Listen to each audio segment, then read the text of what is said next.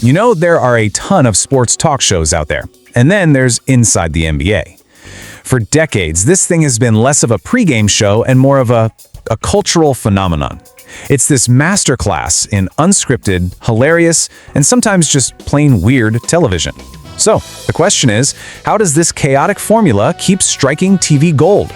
Well, let's break down the method to all this madness. And we're going to start right here. That's Shaquille O'Neal talking about his co-host of over a decade, Charles Barkley. I mean, that single line, delivered with a totally straight face, it captures the entire soul of the show. It's this playfully mean, deeply funny, family-like bond that is absolutely the key to its magic. So why in the world does Shaq hope Chuck never comes back? Well, it's because in this episode, Charles Barkley is missing in action. In his absence, it becomes the first and maybe the most crucial ingredient in the show's secret sauce. Just relentless, good-natured roasting. Now here's the best part, the context. As Shaq immediately points out, literally 2 weeks before this, Chuck was on air complaining that they don't work enough, that they're not on TV enough. So of course, the second he takes a day off, the guys just pounce on the hypocrisy. You honestly couldn't write a better comedic setup if you tried. So where is the legendary Charles Barkley? He's honoring a very, very sacred tradition. For 29 straight years, he has gone to Las Vegas for Super Bowl weekend. 29 years. I mean, that streak is older than some of the players they're talking about. And this is what I love, because this perfectly illustrates the show's complex dynamic. The same Shaq who just said he hopes Chuck never comes back is the first guy to defend him. He gets it. You just can't break a 29-year streak. It shows you that underneath all the jabs and the jokes, there's this genuine understanding and, yeah, respect for each other's weird little traditions. But don't get it twisted. That respect doesn't mean the roasting stops. Oh, no way. Of course not. Kenny Smith FaceTimes Chuck, who's proudly wearing a crown that says "Attaboy" because he came in dead last in his golf tournament. So even when he's hundreds of miles away, he's still the butt of the joke. Okay, but it's not all just pure random chaos. Some of it is actually structured chaos. See, the show isn't just four guys yelling at each other. It has these legendary, award-winning segments, and none is more famous than Shaqtin' a Fool, the weekly showcase of NBA bloopers. In this week's edition, it was an absolute classic. First up, you got a simple botched fast break. Then, we get what they call a spine tingler, a missed dunk by Ivica Zubac that just clangs so hard off the rim. Then, oh man, an absolutely brutal airball from Rudy Gobert.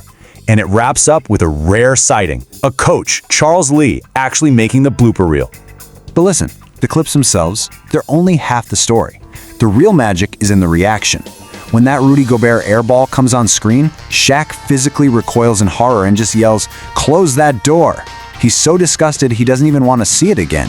That genuine, over-the-top reaction is what takes a simple blooper and turns it into pure comedy gold.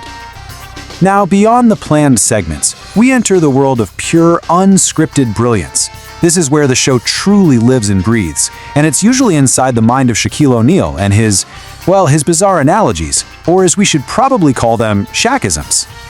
So while he's analyzing the Lakers, Shaq just declares their problem is they don't have any flies at the picnic. And the whole crew just stops. What does that even mean? He explains it means there's no one bothering you on offense. You can just eat in peace. It's so confusing, it makes almost zero sense, but you kind of get what he's saying, right? And just when his co-hosts are trying to figure out the whole flies thing, Shaq doubles down. The solution isn't to get rid of the flies, oh no. You need to bring ants to the picnic, and some yellow jackets. He just keeps adding more insects to his own insane metaphor, leaving everyone else in stitches while he acts like it's the most profound basketball analysis ever spoken. It's this unscripted energy that fuels their constant, friendly competition. I mean, just take their all-star reserve predictions. Shaq did pretty good, 11 for 14. Kenny the Jet, not so hot, 8 for 14. And this little scoreboard on the screen, that's not just data, my friends, that is bragging rights. And Kenny's excuse for his terrible record is just, it's perfect. He didn't use analytics, he didn't use deep basketball knowledge. His simple, hilarious defense was, I went with people I like. And that right there captures the personality-driven, often totally illogical and always entertaining way they break things down. But then, sometimes, the show just transcends basketball and banter entirely. In one of the most fascinating turns you'll ever see, Kenny Smith completely blurs the line between TV host and full-on entrepreneur. Right there, live on the air. Just completely out of nowhere, Kenny announces he's partnering with Resorts World to build this massive, multi-million-dollar community complex in his hometown of Queens. It's called the Jet Center, a facility focused on kids and families. This is a huge, legitimate business and community announcement dropped right in the middle of a sports talk show. It's wild. And then, in the very next breath, he seamlessly pivots to promoting his super exclusive black tie all-star party at some famous mansion with a private performance by the legend himself, Nas. And that's the show in a nutshell. A heartfelt community project one second, an exclusive celebrity party the next. And Kenny caps off his party plug with this fantastic line, delivered with this perfect little smirk, "I'm sorry if I didn't invite you, you won't be there." It's so funny, it's completely unapologetic, and it just shows how these guys use this massive platform for everything going on in their lives, blending personal, business, and entertainment like nobody else. So, okay, you've got the roasting, the structured segments, the bizarre analogies, and on-air business deals. It really is a recipe for absolute chaos. So, why? Why does it all work so brilliantly? All right, let's get into the secret sauce. So when you really put it all together, what is the secret sauce? Well, it's these four things all working together. It's the authentic chemistry that allows for the constant, good-natured roasting. That trust then creates a space for total unpredictability, where literally anything can happen. And by always blurring the lines between their TV personas and their real lives, they make the whole thing feel less like a show and more like we're getting a genuine peek behind the curtain.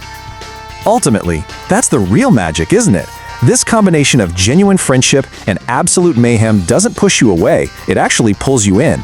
It makes a national TV audience of millions feel like we're all sitting there on the couch with them, like we're all in on the same inside joke. Which kind of leaves us with one final thought. In today's media world, where everything is so often polished and scripted and perfectly produced, maybe the real secret to connecting with an audience is to embrace the complete opposite. Maybe, just maybe, a little bit of authentic chaos is exactly what we've been looking for all along.